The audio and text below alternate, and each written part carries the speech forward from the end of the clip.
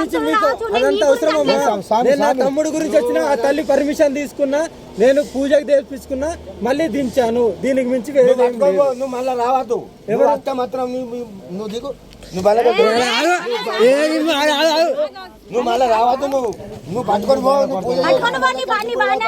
ఊర్లో పట్టుకొని పోయినా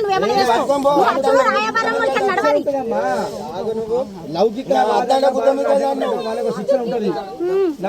ఊరు గొడ్డు పోయిందా మొత్తానికి? అంటే ఇక్కడ గాజులు పెట్టుకొని పెట్టుకున్నా తండ్రి,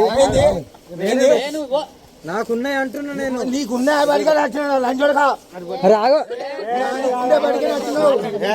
స్వామి బయటిది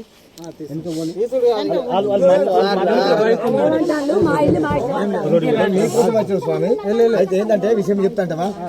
ఏదంటే